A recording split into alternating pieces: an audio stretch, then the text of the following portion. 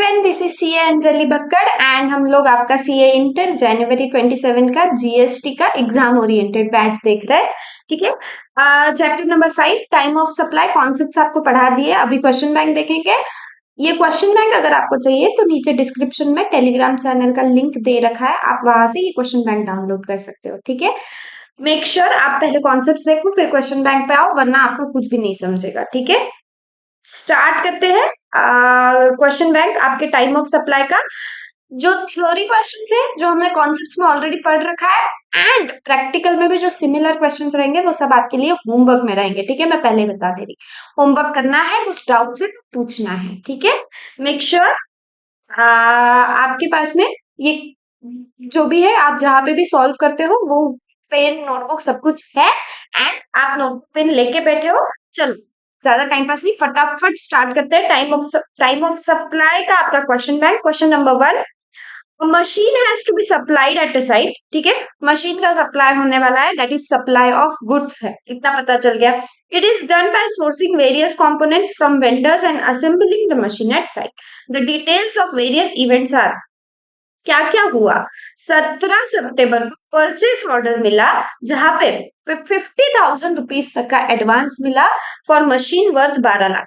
Machine है 12 लाख की, 50,000 का एडवांस मिल गया है। कब? 17 सितंबर को। And entry duly made in the sellers books of accounts. ठीक है, सेलर की बुक्स ऑफ अकाउंट्स में एंट्री कब हुई? 17 सितंबर को। ठीक है, उसके बाद 20 अक्टूबर को क्या हुआ? The machine is assembled, tested at the site and accepted by the buyer. ठीक है, उसके बाद में 23 अक्टूबर को इनवॉइस रेज किया। कब इनवॉइस रेज किया? 23 अक्टूबर को। अपने को पता है सेक्शन नंबर 31 के हिसाब से, अगर आप सप्लाई ऑफ गुड्स कर रहे हो, कुछ भी नहीं लिखा है, कुछ भी नहीं लिखा है तो हम लोग अज्यूम कर लेंगे कि ये फॉरवर्ड चार्ज मैकेनिज्म पे ही है। ठीक है, अगर आरसीएम वाला क्वेश्चन रहा तो क्वेश्चन में वो मेंशन करेंगे। ठीक है, अगर कुछ भी नहीं लिखा है तो हम अज्यूम करेंगे कि यहाँ पे टैक्स जो पे होने वाला है वो फॉरवर्ड चार्ज बेसिस पे ही पे होने वाला है। एंड जब टैक्स फॉरवर्ड चार्ज बेसिस पे होने वाला है, सेक्शन 31 के हिसाब से आपका time limit for issue of invoice क्या है? With in 30 days, right. 31st day from supply, ये आपका टाइम लिमिट है। ठीक है, तो इनवॉइस कब इशू हुआ? आपका 23 अक्टूबर को, और 4 नवंबर को बैलेंस पेमेंट रिसीव हुआ 11,50,000 का। ठीक है, 50,000 का एडवांस मिला था, 11,50,000 का जो बैलेंस पेमेंट था वो कब रिसीव हुआ? 4 नवंबर को। आपको टाइम ऑफ सप्लाई डिटरमाइन करना है for the purpose of payment of tax. जो भी एक रजिस्टर्ड पर्सन है, excluding composition supplier and registered person making supply of actionable claims, has to pay GST on outward supply of goods at the time of supply as specified in section 12A, that is date of issue of invoice or last date on which invoice ought to have been issued as per terms of section number 31। ये क्या बोल रहे हैं इन्होंने? Provision explain किया, right. इन्होंने provision explain किया कि जो भी रजिस्टर्ड पर्सन है जो टैक्सेबल सप्लाई कर रहा है उसे जीएसटी पे करना होता है। एंड वो जीएसटी कब पे करेगा? टाइम ऑफ सप्लाई पे। और टाइम ऑफ सप्लाई कैसे डिटरमाइन करेंगे? जब इनवॉइस इशू हुआ है वो डेट, या फिर सेक्शन नंबर 31 के हिसाब से जो लास्ट डेट है इनवॉइस इशू करने की वो date, whichever is earlier. ठीक है, ये प्रोविजन हमें पता है। Therefore, the time of supply for the purpose of payment of tax for entire amount of 12 lakh is 20th October, which is the date on which goods were made available to the recipient, and the invoice should have been issued by this date. कौन सा date? 20th October. This one, the machine is assembled, tested and accepted by the buyer. Goods कब recipient को receive हुए? 20th अक्टूबर को, right. जिस दिन machine assemble की गई, जिस दिन बायर ने एक्सेप्ट की मशीन, राइट, जिस दिन मशीन का टेस्टिंग भी हो गया, सब कुछ हो गया, वो जो डेट है वो डेट आपका टाइम ऑफ सप्लाई है। और ये जो डेट है इसी डेट पे आपका इनवॉइस भी इशू होना चाहिए था, राइट, एंड नॉट 23 अक्टूबर। अगर 17 सितंबर से गिनोगे तो 17 सितंबर से 31st डेट तक, दैट इज 20th अक्टूबर तक आपका टैक्स इनवॉइस जो है वो इशू हुआ रहना चाहिए। आपने टैक्स इनवॉइस लेट इशू किया है 23 अक्टूबर, प्रोविजन के हिसाब से whichever is earlier date कौन सी है 20 अक्टूबर, जब रिसिपिएंट को गुड्स रिसीव हो गए। सो 20 October is your time supply, ठीक है, और उस दिन आपका टैक्स पेमेंट भी होगा, ठीक है। नेक्स्ट क्वेश्चन देखते हैं, question number 2। Gas is supplied by a pipeline to the recipient. Gas का सप्लाई किया जा रहा है, the supply is to be made for a period of 1 year. इससे हमें क्या पता चल रहा है, इससे हमें क्या पता चल रहा है कि ये जो है ये कंटिन्यूअस सप्लाई वाला केस है, कंटिन्यूअस सप्लाई वाला केस है, जहां पे हमने पढ़ा था कि ईच सक्सेसिव स्टेटमेंट जब दी जा रही है या ईच सक्सेसिव पेमेंट जब मिल रहा है, उस हर टाइम पे जब पेमेंट रिसीव हो रहा है या स्टेटमेंट दिया जा रहा है, हर टाइम पे टैक्स इनवॉइस इशू होता है। ये हमने पढ़ा था प्रोविजन में, right, continuous supply of goods या सर्विस के केस में, ठीक है। Monthly payment are to be made by the recipient as per contract. Monthly payment करेगा recipient. The details are 5 July, 5 August, 5 September, और पेमेंट कितने का है 2 लाख ईच। तो टाइम ऑफ सप्लाई क्या रहेगा, time of supply would be 5 July, 5 August and 5 September for every 2 lakh, ठीक है। देखो मैं पढ़ के बताती हूँ, as per notification dated whatever. आपको एग्जाम में नोटिफिकेशन नंबर, डेट लिखने की ये सब कोई भी जरूरत नहीं है, सेक्शन नंबर याद है तो लिखो, 101% गारंटी है तो ही लिखना, ठीक है। सेक्शन नंबर गलत लिख दिया तो सारे मार्क्स कट जाएंगे, ठीक है। Notification dated a registered person excluding composition supplier and registered person making supply of specified actionable claims।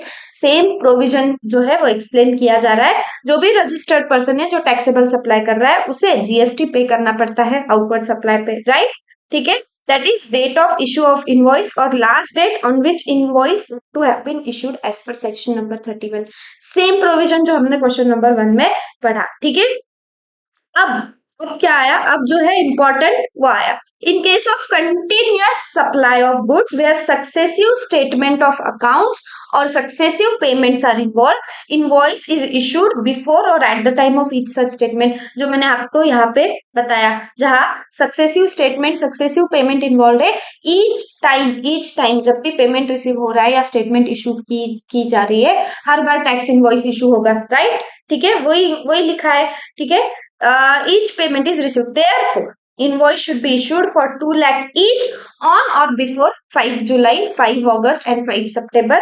ये 5 July, 5 August and 5 September, right? Thus, assuming invoice is issued, इन्होंने solution में assumption ले लिया. Thus, assuming invoice is issued on 5 July, 5 August, 5 September, time of supply would be 5 July, 5 August, 5 September respectively.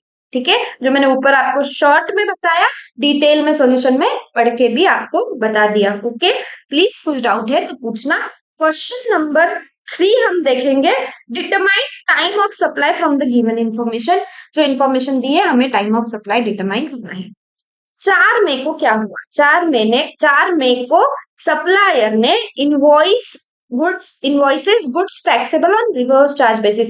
देखो मैंने आपको बोला अगर आरसीएम रहेगा तो क्वेश्चन में दिया रहेगा, और अगर आरसीएम नहीं रहेगा, कुछ भी क्वेश्चन में नहीं लिखा रहेगा, तो आप अज्यूम करोगे कि टैक्स फॉरवर्ड चार्ज बेसिस पे ही पे हो रहा है, राइट, ठीक है। 4 मई को सप्लायर ने इनवॉइस दिया है जहां पे गुड्स जो है आरसीएम बेसिस पे टैक्स लगने वाला है, किसको, to Bridge and Company. 30 days from date of issue of invoice elapses on June 3। इन्होंने खुद ने ही बोल दिया। सेक्शन नंबर 31 क्या बोलता है, जब आरसीएम बेसिस पे आप सप्लाई कर रहे हो तब विद इन 30 डेज आपका जो जब आपने सप्लाई किया है वहां से विद इन 30 डेज आपका इनवॉइस इशू होना चाहिए, ठीक है। इनवॉइस का इशू लास्ट डेट कौन सी है, June 3 है, जो इन्होंने खुद ने ही क्वेश्चन में बोल दिया, ठीक है। 12 मई को ब्रिज एंड कंपनी ने गुड्स रिसीव किए, 30 मई को payment. Now whichever is the earliest date would be your time of supply. बहुत सिंपल क्वेश्चन है, खुद ने ही इन्होंने बोल दिया कि 3 जून जो है वो लास्ट डेट है। इनवॉइस कब इशू हुआ है, May 4 को हुआ है, मतलब पहले हुआ है, टाइम के अंदर है, हाँ जी है, राइट। 12th ऑफ मे और 30th ऑफ मे को रिसीव हुआ है और पेमेंट हुआ है, करेक्ट, ठीक है। Whichever is the earliest date आपका टाइम ऑफ सप्लाई है।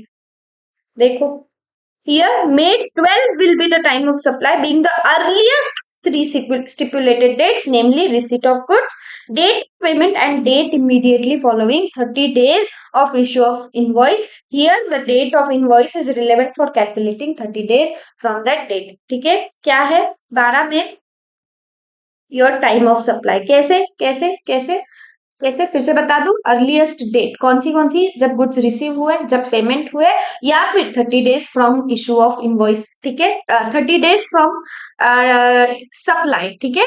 तो आपका 30 दिन कौन सा है, 3 जून, राइट। मई 12, मई 30, 3 जून, अर्लीस्ट डेट 12 मई, ठीक है। इजी, समझा, ठीक है।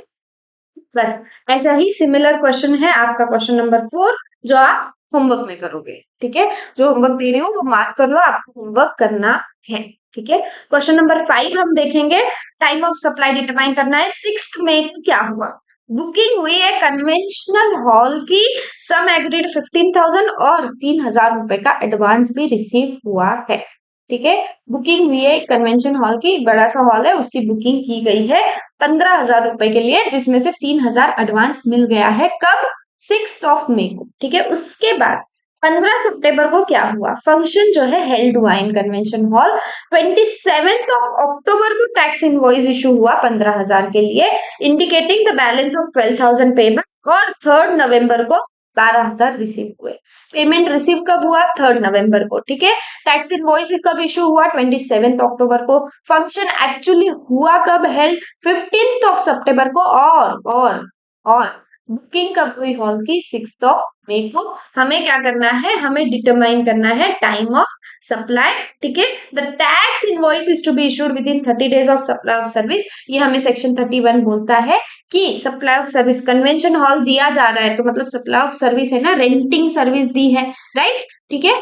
तो सप्लाई ऑफ सर्विस के केस में as per section number 31 time limit क्या है इनवॉइस इशू करने की, 30 days from date of supply, correct, ठीक है। In the given case invoice is not issued within prescribe time limit. Supply कब हो रहा है आपका, 15 सितंबर को सप्लाई हुआ है, राइट, ठीक है। 15 सितंबर से विद इन 30 डेज का इनवॉइस इशू हो रहा है, नहीं, इनवॉइस आपका कब इशू हुआ है, 27 अक्टूबर।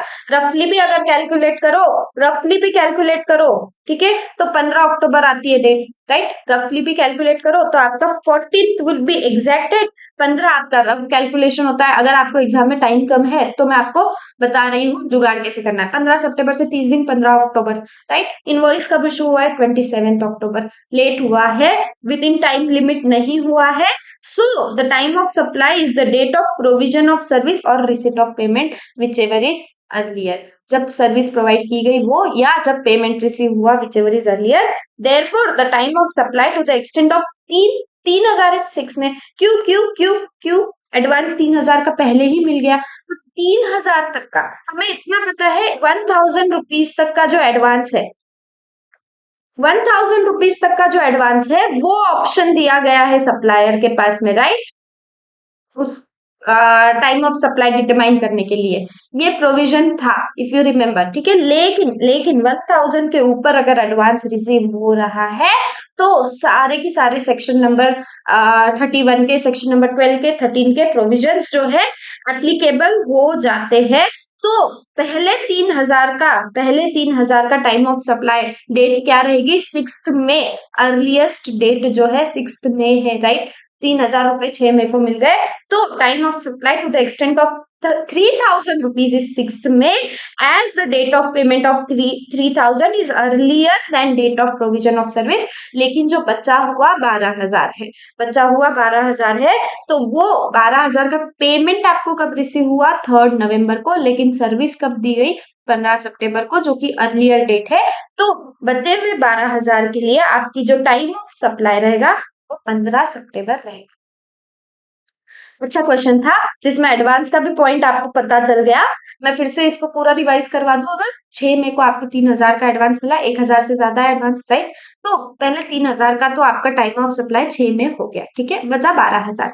आपको देखना है इनवॉइस कब इशू हुआ, तो विद इन 30 डेज हुआ, नहीं, लेट हुआ है, ठीक है। तो अगर लेट हुआ है तो अब earliest date of issue of invoice, या फिर earliest date of receipt of payment, या फिर अर्लीस्ट डेट फ्रॉम जिस दिन आपका सप्लाई किया गया है। सप्लाई कब किया? 15 सितंबर को। इनवॉइस कब इशू हुआ है? 27 अक्टूबर को। एंड पेमेंट कब मिला है? 3 नवंबर को पेमेंट मिला है। तो अर्लीस्ट डेट 12,000 तक का जो आपका अमाउंट है सप्लाई का, उस 12,000 के लिए आपका time of supply would be earliest, that is 15 September. Okay, ठीक है, समझा। Next question number 6, homework theory question है, आप इसे पढ़ सकते हो, कुछ डाउट है तो पूछ सकते हो, ठीक है। उसके बाद क्वेश्चन नंबर 7 और क्वेश्चन नंबर 8 भी आपको होमवर्क है।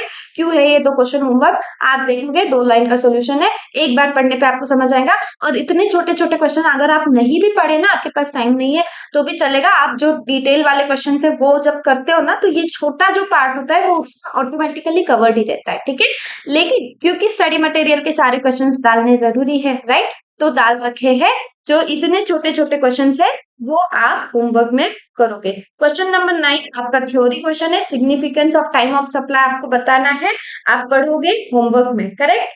क्वेश्चन नंबर 10 आपका अगेन थ्योरी क्वेश्चन है, जो हमने कॉन्सेप्ट में ऑलरेडी पढ़ रखा है, सेक्शन नंबर 13 एक्सप्लेन करना है, ठीक है। This is again homework. Question number 11 में आपको बताऊंगी, ठीक है। अलग अलग 6 केसेस दी है और पूरे 6 केसेस में टाइम ऑफ सप्लाई क्या है वो बताना है, ठीक है। फटाफट देखते हैं। Date of receipt of goods क्या है? 1 जुलाई है, ठीक है। देखो जीएसटी यहाँ पे आरसीएम है, GST is payable under reverse charge mechanism, ठीक है। तो क्या करना है? सप्लाई किसका हो रहा है? गुड्स का हो रहा है, ठीक है। सप्लाई किसका हो रहा है? गुड्स का हो रहा है। तो सेक्शन 31 के हिसाब से टाइम लिमिट आप क्या देखोगे? 30 डेज देखोगे, करेक्ट, करेक्ट, ठीक है। तो time of date of receipt of goods क्या है? 1 जुलाई है। उसके बाद में डेट ऑफ पेमेंट क्या है? Date of payment is 10th August. और उसके बाद में इनवॉइस कब इशू किया गया है? 29 जून को इनवॉइस इशू किया है।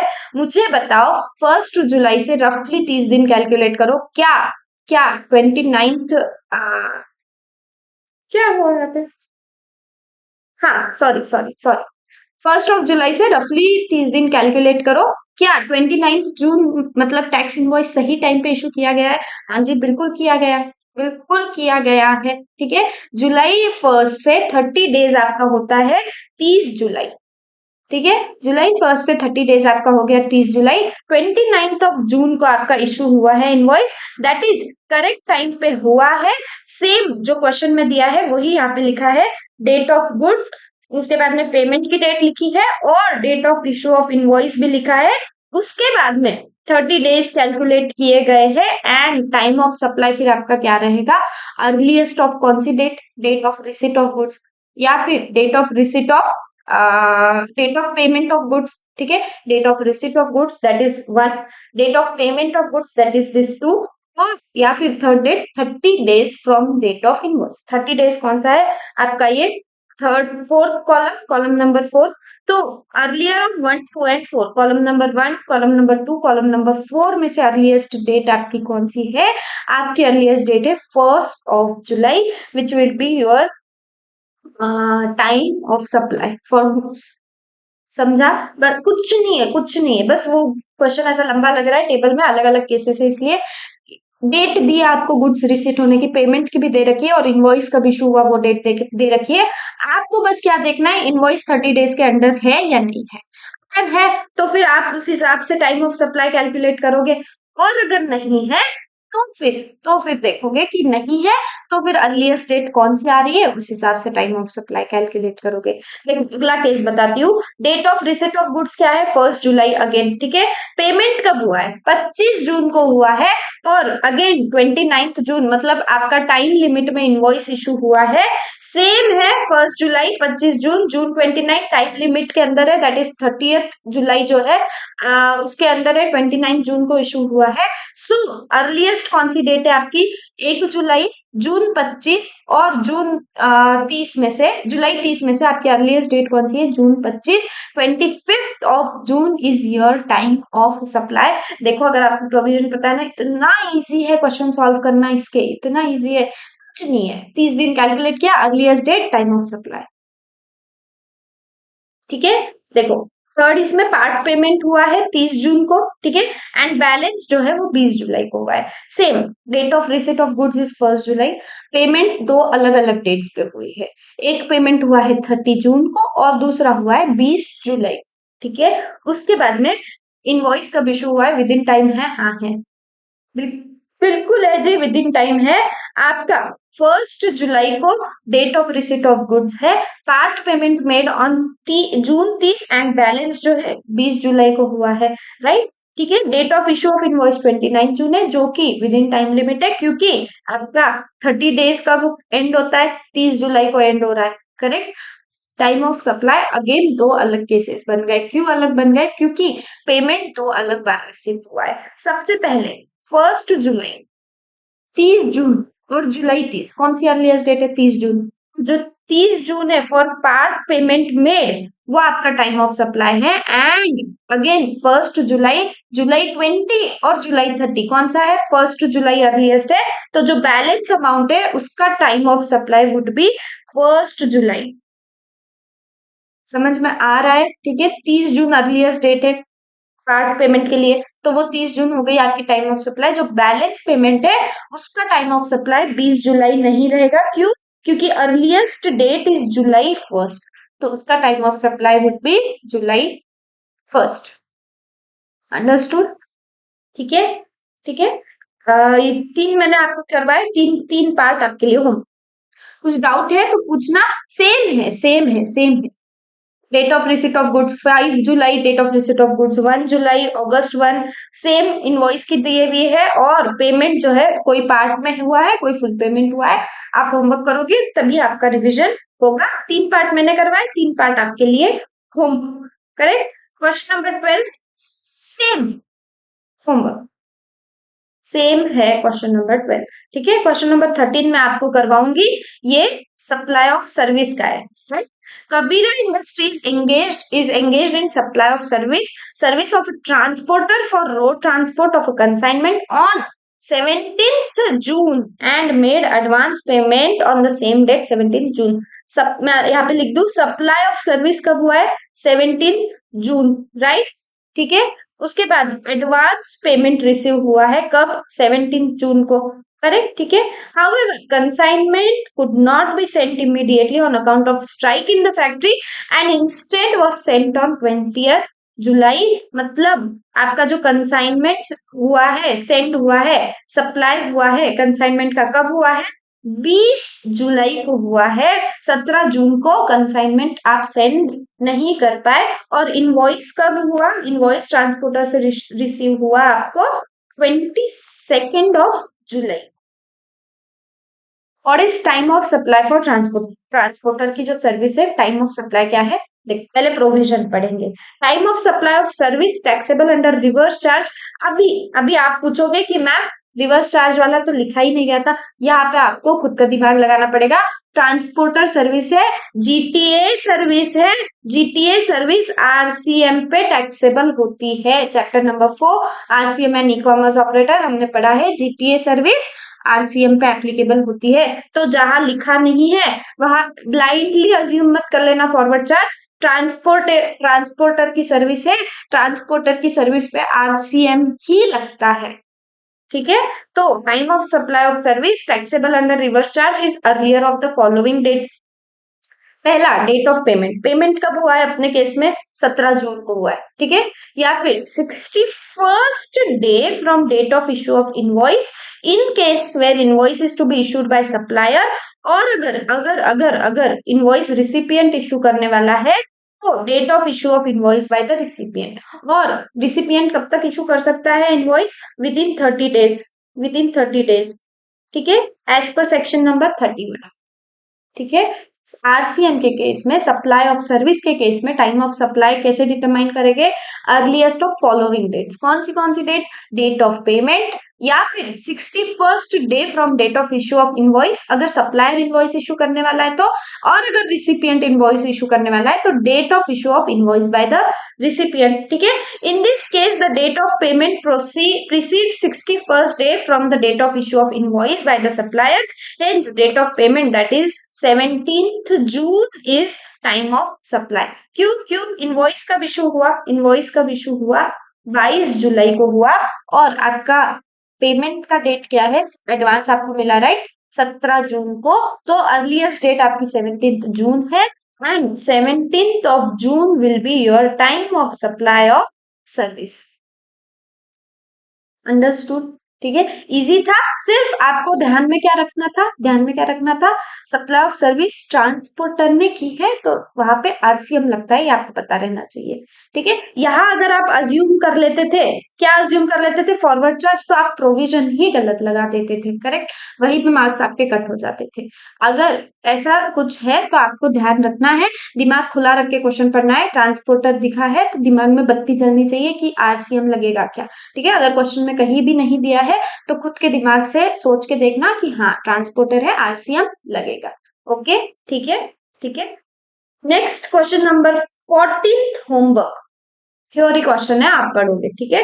क्वेश्चन नंबर 15 होमवर्क, छोटा सा क्वेश्चन है, पढ़ लोगे समझ में आ जाएगा। And question number 16 again homework, same question से, सिमिलर क्वेश्चन से, आप सोचोगे कि मैम कितने सारे क्वेश्चन होमवर्क में दे रहे, ज्यादा नहीं है, ठीक है, ज्यादा क्वेश्चन होमवर्क में नहीं दे रही हूँ, आप देखोगे बहुत सारे क्वेश्चन है टाइम ऑफ सप्लाई में, जिसमें से जो मैंने आपको करवाए हैं वो अगर आप अच्छे से कर लो, उसके बाद जो होमवर्क के क्वेश्चन है ना वो आप खुद से आराम से कर सकते हो, ठीक है।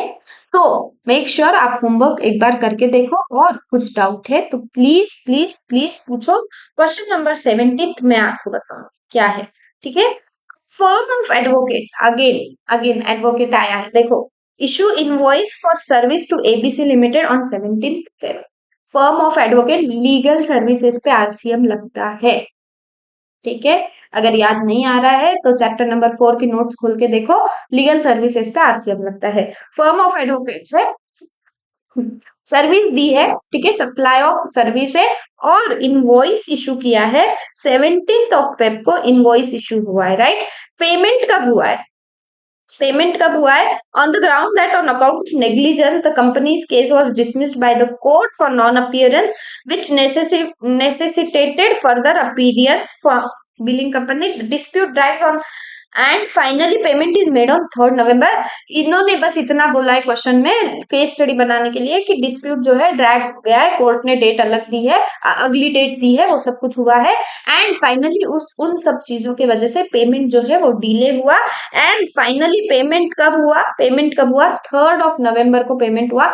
What is the time of supply of legal service, legal service पे आरसीएम लगता है, firm of advocates by legal service to any business entity is payable under reverse charge, और आरसीएम के केस में सप्लाई ऑफ सर्विस वह taxes payable under RCM, provision हमें पता है डेट ऑफ पेमेंट, या फिर अगर सप्लायर इनवॉइस इशू कर रहा है तो 61st डे आप कैलकुलेट करोगे, रिसिपिएंट इनवॉइस इशू करने वाला है तो date of issue of invoice by the recipient, और इस रिसिपिएंट कब तक इशू करेगा invoice, 30 days as per section number 31। यहाँ पे इनवॉइस किसने इशू किया है, सप्लायर ने, दैट मीन्स आप 61st डे देखोगे, right. The date of payment comes subsequent to 61st day from issue of invoice by the supplier. Therefore, 61st day has to be taken as time of supply. This fixes 19th April as time of supply. देखो supply कब हुआ, invoice कब issue हुआ, 17th Feb को, 17th Feb से आप 61 days अगर calculate करोगे तो आपका जो आंसर है वो आएगा 19 अप्रैल, ठीक है। कैलकुलेटर लो, कैलकुलेट करो, ठीक है। और 19th अप्रैल या फिर 3rd नवंबर जब पेमेंट हुआ, whichever is earlier date, earlier date कौन सी आपकी 19th April, 19th April would be your time of supply, understood, ठीक है। Question number 18 same same, and question number 19 भी आपका थ्योरी वाला क्वेश्चन है, सॉरी क्वेश्चन नंबर 18 और क्वेश्चन नंबर 19 अगेन होमवर्क में देखो, जो सिमिलर और थ्योरी क्वेश्चन है वो आपको होमवर्क में दे रही हूँ, ठीक है। और जो मैंने करवाना चाहिए वो मैं करवा रही हूँ। क्वेश्चन नंबर 20 हम देखेंगे। मिसेस प्रणव एसोसिएट्स एक पार्टनरशिप फर्म है, provided recovery agent services to to to new credits limited, NBFC है एंड रजिस्टर्ड सप्लायर। कब हुई सर्विस? सर्विस कब दी गई? सप्लाई ऑफ सर्विस हुई है 15 जनवरी को।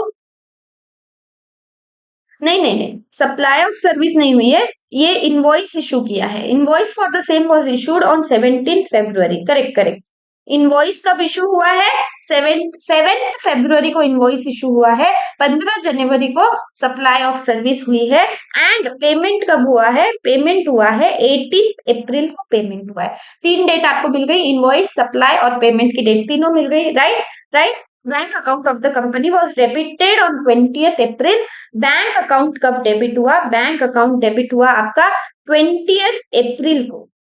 कौन जीएसटी पे करेगा और टाइम ऑफ सप्लाई दोनों आपको बताने हैं। ये person liable to pay GST कौन पे करेगा आपको बताना है। आरसीएम एप्लीकेबल है या फॉरवर्ड चार्ज एप्लीकेबल है, ठीक है, ये बताना है आपको। क्या है? पार्टनरशिप फर्म है जो सर्विस दे रही है, रिकवरी एजेंट सर्विस दे रही है। एक partnership firm recovery agent service दे रही है। किसको दे रही है? एनबीएफसी को। Tax on services supplied by recovery agent to NBFC is payable under reverse charge mechanism, जो हमने चैप्टर नंबर 4 में देखा है। Therefore in the given case person liable pay GST is NBFC, ठीक है। कौन? क्यों? क्योंकि रिसिपिएंट कौन है? Newton credits, Newton credits limited जो कि रिसिपिएंट है। आरसीएम एप्लीकेबल रहेगा। क्यों? क्योंकि रिकवरी एजेंट सर्विस दी गई है। किसे दी गई है? कोई बैंकिंग या कोई भी फाइनेंशियल इंस्टीट्यूशन एनबीएफसी को दी जाती है, तो रिसिपिएंट लायबल होता है, आरसीएम एप्लीकेबल होता है। अपने केस में एनबीएफसी जो कि न्यूटन क्रेडिट्स लिमिटेड है वो टैक्स पे करेगी, ठीक है। और नाउ अगेन सेम प्रोविजन है, एकदम सेम प्रोविजन है। डेट ऑफ पेमेंट, ठीक है, 60 days, date follow immediately following 60 days. इसका क्या मतलब है? 61st day. इसका क्या मतलब है? 61st डे, राइट, ठीक है। उस हिसाब से आपका time of supply 9 April earliest date जो है वो निकल के आती है। देखो सेम प्रोविजन है, हर बार वही प्रोविजन आपको लिखना है और अर्लीस्ट डेट कैलकुलेट करनी है। मैं बता रही इतने सारे क्वेश्चन है, लेकिन अगर आप थोड़ा सा दिमाग लगाओ, जैसे इधर इन्होंने क्या ट्विस्ट दे दिया, ये ट्विस्ट दे दिया, कौन पे करेगा जीएसटी, ठीक है। आपको वो थोड़ा ध्यान रखना है, कहा आरसीएम एप्लीकेबल है, कहा फॉरवर्ड चार्ज एप्लीकेबल है, ठीक है। लेकिन उसके अलावा जो सिर्फ 2 या 3 चीजें हैं, मैं बता रही हूँ आपको। एक आपको क्या याद रखना है? प्रोविजन। एक प्रोविजन आपको याद रखना है, supply of goods forward charge, supply of goods reverse charge mechanism, एक ये याद रखना है। उसके बाद supply of service forward charge, supply of service RCM के केस में क्या प्रोविजन है टाइम ऑफ सप्लाई की। एंड थर्ड आपको क्या याद रखना है? Section number 31, time limit for your issue of invoice. सिर्फ 3 चीजें आपको याद रखनी है, जिसके बेसिस पे आपके टाइम ऑफ सप्लाई के सारे क्वेश्चन सॉल्व हो जाएंगे इजीली, ठीक है। सिर्फ 3 चीजें आपको लर्न करनी पड़ेगी, ठीक है, अंडरस्टूड। क्वेश्चन नंबर 21, इसको क्या हो गया? Question number 21 similar question homework, theory question है, होमवर्क में आप देखोगे इजीली हो जाएगा। एंड क्वेश्चन नंबर 22 भी एकदम सेम क्वेश्चन है, एकदम सेम क्वेश्चन है होमवर्क, ठीक है। कुछ नहीं, वही सेम प्रोविजन है, वही सेम प्रोविजन है। क्वेश्चन नंबर 23 आरटीपी का है, मैं आपको करवा देती हूँ। Determine the time of supply in case of following transaction on individual basis. अलग अलग केसेस दिए हैं, इंडिविजुअल बेसिस पे हमें टाइम ऑफ सप्लाई डिटरमाइन करके देना है, ठीक है। आई थिंक आप कर लोगे। देखो जीटीए सर्विस है, मतलब आरसीएम एप्लीकेबल रहेगा, ठीक है। Registered firm engaged in business of event management service, supply of service है, ठीक है, सप्लाई ऑफ सर्विस है, तो क्या आप प्रोविजन लगाओगे? उसके बाद में इधर भी सप्लाई ऑफ सर्विस है, ये फॉरवर्ड चार्ज का रहेगा, ये आरसीएम का क्वेश्चन है। दो अलग अलग केसेस है, सेम प्रोविजंस लिखनी है और अर्लीस्ट डेट जो है वो आपकी टाइम ऑफ सप्लाई रहेगी। सेम है, मैं होमवर्क दे रही हूँ, प्लीज अगर कुछ डाउट रहे तो पूछना, प्लीज खुद से सॉल्व करके देखो, आपको इजीली समझ में आ जाएगा। This question is a theory question which you will read, ठीक है, क्योंकि जो थ्योरी क्वेश्चन है एग्जाम में अगर पूछे ही जाते वैसे तो थ्योरी प्रैक्टिकल सब कुछ रहता है एग्जाम में, ठीक है, लेकिन एग्जाम में जब आप आंसर लिखते हो थ्योरी क्वेश्चन का तो वर्ड टू वर्ड लिखना है क्या, जैसा है वैसा नहीं, प्रोविजन आपको अच्छी से लिखनी है, एक्सप्लेनेशन खुद के हिसाब से खुद के ओन वर्ड्स में लिखोगे, वो कैसे लिखोगे, इसको रट के नहीं जी, इसको पढ़ के 2-3 बार इसको पढ़ लोगे तो आपको पता चल जाएगा कि क्या लिखना है। And this is again your homework, please please please देखो क्या हो जाएगा ना, अभी सेम प्रोविजन में बार बार कंटिन्यूअसली रिपीट करूं, उससे बेटर ये है कि मुझे तो आता है, मुझे तो पता है, मैं तो पास हो गई हूँ, पास आपको होना है, तो उससे बेटर ये है कि वो सेम प्रोविजन आप बार बार रिपीट करो खुद से, क्योंकि आपको वो याद हो जाए, जैसे मुझे याद हो गए वैसे ही आपको भी वो लर्न हो जाने चाहिए प्रोविजंस, राइट, क्योंकि एग्जाम आपको लिखनी है जाके। सो अभी नीचे कमेंट सेक्शन में ये कुछ भी मत आके लिख देना कि भगा दिया है, ये वो भगाया नहीं है, सेम है, सेम प्रोविजंस है, आप खुद से इसे सॉल्व करोगे, खुद से पढ़ोगे, और अगर कुछ डाउट्स है तो बिंदास पूछोगे, ठीक है, करने के बाद में अगर डाउट्स है तो आओ पूछो, बिल्कुल पूछो, लेकिन सेम प्रोविजन मैं बार बार रिपीट करूं उससे बेटर ये है, अभी खुद का टाइम बचा लेती हूँ, बचा लो आप लोग, एंड जब आपका अभी टाइम बच जाएगा फिर आप खुद को अलग से टाइम देके ये क्वेश्चन सॉल्व करो, सेम प्रोविजन खुद से बार बार लिखो, सेम प्रोविजन खुद से बार बार रिपीट करोगे तो बहुत अच्छा रहेगा, ना कि सेम प्रोविजन मेरे बार बार बोलने से अच्छा रहेगा, ठीक है। सो मेक श्योर आप प्लीज होमवर्क कीजिए, ठीक है। क्वेश्चन नंबर 25 आपका जो है अगेन होमवर्क, ठीक है, मैं करवा देती हूँ, चलो एमपीपी का क्वेश्चन है, मैं करवा देती हूँ, टाइम ऑफ सप्लाई डिटरमाइन करना है इंडिपेंडेंट केसेस में, ठीक है। सप्लायर ने इनवॉइस इशू किया है, supplier invoices goods of taxable reverse charge है, रिवर्स चार्ज बेसिस पे है, इनवॉइस कब इशू किया है 4 मई को, गुड्स रिसीव कब हुए हैं 12 मई को, और पेमेंट कब हुआ है 30 मई को, अर्लीस्ट डेट आपकी टाइम ऑफ सप्लाई रहेगी मई 12 would be your time of supply being the earliest of 3 days, कौन सी रिसीट ऑफ गुड्स, गुड्स कब रिसीव हुए 12 मई को, ठीक है, मैं ये ले लेती हूँ 12 मई को गुड्स रिसीव हुए, ठीक है, उसके अलावा डेट ऑफ पेमेंट 30 में, ठीक है, and date immediately following 30 days, 4 में से 30 दिन अगर कैलकुलेट करोगे 4 जून आएगा, 3 जून आएगा, राइट, 3rd of June, तो 3rd June 12 में 30 में कौन सी डेट सबसे पहले आ रही है 12 में, 12 May is your time of supply, इतना इजी है, ठीक है। Supplier invoices goods on taxable reverse charge basis पे, ठीक है, 30 डेज लैप्स कब हो रहे हैं, 30 डेज लैप्स होते हैं 3 जून को, 3 जून को, अच्छा इन्होंने खुद नहीं दे दिया है, हमें कैलकुलेट करना ही नहीं है, इन्होंने क्वेश्चन में खुद नहीं दे रखा है, 30 डेज 3 जून को हो रहा है, ठीक है। गुड्स रिसीव कब हुए, गुड्स रिसीव कब हुए 12 जून को, और पेमेंट कब हुआ है 3 जुलाई को, earliest date 3 June will be your time of supply, 4th June, that is 31st day from supplier's invoice will be time of supply being earliest of 3 days, कौन सी रिसीट ऑफ गुड्स, गुड्स कब receive हुए 12 जुलाई, second date of payment कब 3 जुलाई, and immediately following 30 days, 30 days का भी lapse हो रहे हैं 3 जून को, इमीडिएटली फॉलोइंग डेट क्या हो गई 4 जून, 4 जून 12 जून और जुलाई 3, कौन सी अर्लीस्ट डेट है 4 जून, 4 जून टाइम ऑफ सप्लाई, देख बहुत इजी है। अच्छा, this finishes your all the questions, जो भी 5-8 जितने भी क्वेश्चंस है होमवर्क में दिए हैं, प्लीज होमवर्क सॉल्व कीजिए, खुद से सॉल्व करके देखोगे ना और खुद से वो प्रोविजन बार बार लिखोगे तो आपको वो प्रोविजन लर्न हो जाएंगे, ठीक है, कुछ डाउट है तो पूछिए, ऐसा बिल्कुल मत सोचना कि चैप्टर क्वेश्चन बैंक भगा दिया है, नहीं भगाया है, अगर भगाना होता था तो जितने इतने सारे जो क्वेश्चंस करवाए हैं वो भी नहीं करवाती थी, ठीक है, जो करवाए हैं वो अगर आपने अभी ढंग से किए हैं मेरे साथ में बैठ के तो जो होमवर्क दिए हैं वो भी आप इजीली कर पाओगे, ओके, ठीक है, प्लीज कुछ डाउट है तो पूछिए। मेक श्योर होमवर्क कीजिए। मिलते हैं अगले चैप्टर में। तब तक के लिए all the best. Thank you so much. Bye bye. And please channel को सब्सक्राइब कर दीजिए, वीडियो को लाइक कर दीजिए। Okay, bye bye. Thank you.